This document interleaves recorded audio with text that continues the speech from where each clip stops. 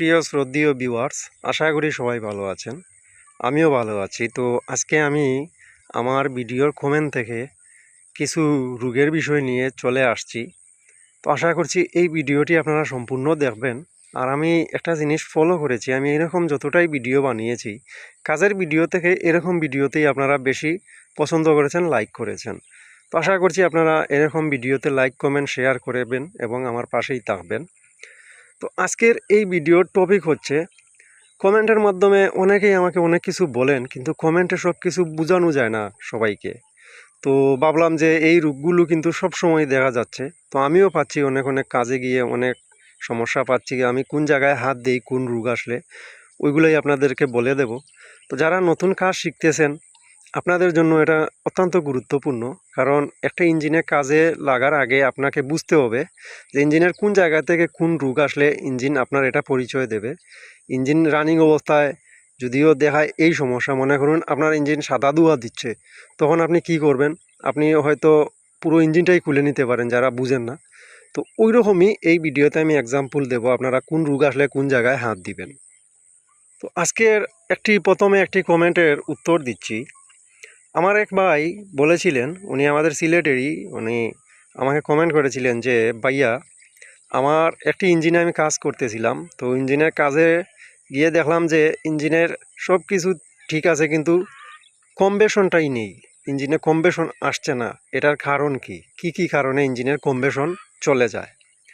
তো এই বিষয় নিয়ে আগে আমি আলোচনা করব।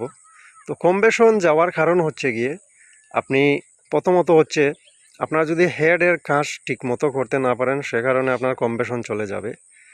দ্বিতীয়ত হচ্ছে আপনার রিং লাইনার পিস্টন যদি অত্যন্ত বেশি খারাপ হয়ে যায়, সেক্ষেত্রে আপনার দেখবেন যে কম্বেশন চলে যাবে। তো এই রোগটি আপনি কিভাবে নিরাময় করবেন? তো এটার মেন বিষয় হচ্ছে, আপনি মনে করুন এইরকম সমস্যা দেখে আপনি হেড গিয়ে কাজ করিয়ে নিয়ে আসলেন, এনে লাগিয়ে দিলেন। লাগিয়ে দেওয়ার পর দেখা যাচ্ছে এই একই অবস্থা, কম্বেশন নেই। তাহলে মনে করতে পারেন আপনার যে রিং পিস্টন আছে ওইগুলোই বেশিরভাগ ক্ষয় হয়ে গেছে, সে কারণে কম্বেশনটি নেই। আর তারপর হচ্ছে, আপনি যদি রকার সেট ভালো করে অ্যাডজাস্টিং না করতে পারেন, সেক্ষেত্রে আপনার কম্বেশন থাকবে না ইঞ্জিনে। মনে করুন একটা টাইট এবং একটা ডিল এরকম থাকলে আপনার কম্বেশন থাকবে না। এরকম অবস্থায় আপনারা কি করতে পারেন? আপনারা হেডটি ভালো করে কাজ করিয়ে নতুন করে রিং পিস্টন দেখে তারপরে লাগিয়ে নেবেন, দেখবেন যে আপনার সমস্যাটির সমাধান হয়ে যাবে। আশা করছি এই কমেন্টের উত্তরটি পেয়েছেন। এখন আমরা আলোচনা করব ইঞ্জিনের ছোটো ছোটো কিছু বিষয় নিয়ে, যেগুলো অনেকেরই এগুলো নিয়ে ভুগছেন, বা অনেকেই এই বিষয়গুলো কোথা থেকে হয় বা কী কারণে হয় এটাও আমাকে বলেছেন যে আমি জানিয়ে দিতে। তো চলুন আমরা এখন জানবো ইঞ্জিনের যে মোবিল লিকিং যে একটা সমস্যা, মোবিল লিক করে চারিদিকে, এটা কেন করে। তো এই যে দেখুন ইঞ্জিনটি, এখানে যে মোবিল লিক হচ্ছে, এই যে দেখুন চারিদিকে শুধু মোবিল আর মোবিল, এটা কেন হচ্ছে? প্রথমত হচ্ছে কি, আপনার এই যে রকার পার্টি আছে, যে রকার পার্টির ওই যে লিভারের সাইড দিয়ে কিন্তু মোবিল লিক করতেছে। তারপরে হয়ে গেছে এই যে এখন দেখুন আপনার এই যে হ্যান্ডেল পিনিয়াম যে শেফট আছে, ওইখানে একটি সিল আছে, ওই সিলের ওই দিকেও মোবিল লিক করতেছে।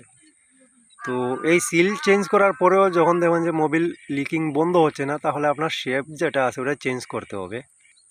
আর রকার বাটির এই যে লিভারের সাইড দিয়ে যে মোবিল লিক করে, এটা কী কারণে লিক করে আপনাদেরকে আমি এখন বলি। এটা লিক করে প্রথমত হচ্ছে কি, আপনার যদি রিং নষ্ট হয়ে যায়, রিং নষ্ট হওয়ার কারণে আপনার ইঞ্জিনের চারিদিকেই মোবিল লিক করবে। তো বিশেষ করে আপনি ওই লিকিং বেমারগুলো চেঞ্জ করতে পারেন, আপনার রিং থেকেই এই সমস্যা আসে, চারিদিকে আপনার মোবিল লিকিং হয়।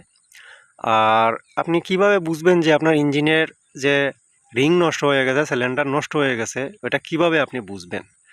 তো ইঞ্জিনের ভিতরের যে একটা বাষ্প আছে, ওই বাষ্পটি বের হওয়ার জন্য ইঞ্জিনের মধ্যে একটি বাঁশি দেওয়া হয়েছে। প্রত্যেকটি ইঞ্জিনের একটি বাঁশি দেওয়া হয়েছে, তার যে ভিতরের একটা বাষ্প, ওটা যাতে বের হয়ে যায়। তখন দেখবেন ইঞ্জিনের ভিতরে যদি রিং নষ্ট হয়ে যায়, সে কারণে ইঞ্জিনের ভিতরে বেশি বাষ্প হয়ে যাবে, আপনার মোবিল নষ্ট হয়ে যাবে। তো এই বিষয়টা আপনি কিভাবে বুঝতে পারবেন? তো প্রত্যেক ইঞ্জিনেরই একটি বাঁশি আছে। তো এই ইঞ্জিনের যে সাইড কভার আছে, এই সাইড কভারের এই যে দেখুন, এই জায়গায় একটি বাঁশি আছে। রানিং অবস্থায় দেখবেন যে এই বাঁশি দিয়ে কিন্তু ধোঁয়া বের হচ্ছে। তাহলে বুঝতে পারবেন আপনার ইঞ্জিনের ভিতরে রিং নষ্ট হয়ে গেছে, লাইনার পিস্টন দেখতে হবে, কাজ করতে হবে। তাহলে আপনারা একটা ধারণা পেয়ে গেলেন। তারপরে এখানে আরেকটি সমস্যা আছে, যদি এই বাঁশিও কিন্তু অত্যন্ত গুরুত্বপূর্ণ। অনেক ইঞ্জিনের দেখবেন এই বাঁশিটি জ্যাম হয়ে গেলে ইঞ্জিনের ভিতরের যে বাষ্পটি আছে, যে বাতাসটি আছে, এটা কিন্তু বের হতে পারে না। যদি এই বাঁশিটি আপনার নষ্ট হয়ে যায়, সেক্ষেত্রে আপনার 3 দিনের ভিতরে আপনার নতুন মোবিল একদমই নষ্ট হয়ে যাবে। তো এই বাঁশিটিও কিন্তু গুরুত্বপূর্ণ। আপনারা দেখবেন এদিকে বাতাস প্রবাহিত হচ্ছে কিনা, ভিতরের বাতাসগুলো বের হচ্ছে কিনা। তো একটা ইঞ্জিনের এই বাঁশিটি হচ্ছে সবচাইতে গুরুত্বপূর্ণ। তো বিষয়টি বুঝতে পেরেছেন। তো এখানে আমি ছোটো ছোটো কিছু রোগের বিষয়ে আলোচনা করলাম। তারপরে হচ্ছে আপনার যে এই যে আমাদের এস লাইন আছে যেটা তেলের, এখানে যে আমরা অনেক সময় ওয়াশার নতুন দেওয়ার পরেও আমাদের তেল লিক হয়, এটা কেন হয়? তো এটা একটা ছোটো একটি রোগ। এটা লিক হয় বিশেষ করে আমরা দেখুন অনেক সময় সিলাই রেঞ্জ দিয়ে এই নাট খুলে এখানে আপনার যে স্লিপ করে নেই, তারপরে নাটগুলো নষ্ট হয়ে যায়, এই যে দেখুন। তো এরকম স্লিপ হলে তখন আমাদের যে এই ওয়াশারটি কিন্তু এই নাটের সাথে ভালো করে অ্যাডজাস্টিং হয়ে বসে না, তখন নতুন ওয়াশার দেওয়ার পরেও এখানে তেল লিক হয়ে যায়। তো সেক্ষেত্রে আমরা কি করতে পারি, এই দুটি বিঞ্জু নাট যে আছে এই দুটি চেঞ্জ করে নতুন ওয়াশার দিয়ে আমরা লাগিয়ে নিলে এই রোগটি চলে যাবে আর তেল লিক হবে না। তো আশা করছি এই নাটগুলো যদিও আপনারা তেলের বাতাস ছেড়ে দেন, তাহলে আপনারা 18-19 রিং কিনে নেবেন, একটা রিং দিয়ে এটা খুলবেন, লাগাবেন, তাহলে আপনার নাট নষ্ট হবে না। আশা করছি আপনারা বিষয়টি বুঝতে পেরেছেন। তো আজকের মতো এ পর্যন্তই। সবাই ভালো থাকবেন, সুস্থ থাকবেন। আর এই ভিডিওটি যারা বর্তমানে নতুন কাজ শেখার ধান্দায় আছেন, আপনাদের জন্যই কাজে আসবে। তো সবাই ভালো থাকুন। আসসালামু আলাইকুম।